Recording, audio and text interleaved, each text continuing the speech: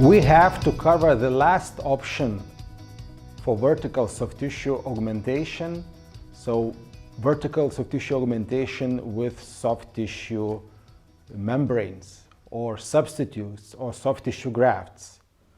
Now will be the final fourth option we can have in order to increase vertical soft tissue thickness around implants.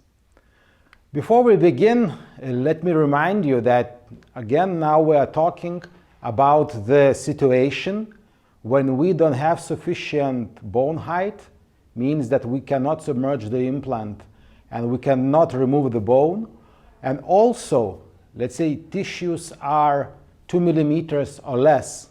It means that we cannot use tent-pole technique as a sole technique to increase soft tissue thickness.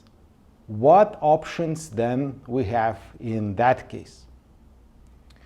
I'll begin with our paper, which was published now 2009, and the last sentence of that paper says that eventually, if we have thin tissues, we should think to increase tissue thickness at the time or before implant placement.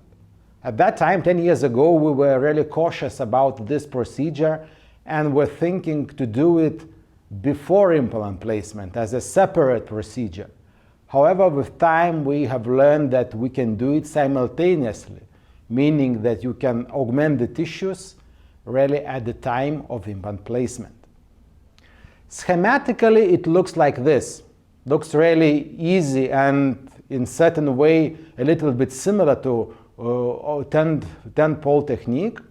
Means that the implant is placed at the level of the bone, and then we put a cover screw on the implant, not healing abutment. So cover screw does not give us any additional pressure to the tissues above the cover screw. And then we put some sort of a tissue graft over this inserted implant. We'll discuss what kind of grafts we can use: allograft, xenograft, autograft. We have experience in all of them.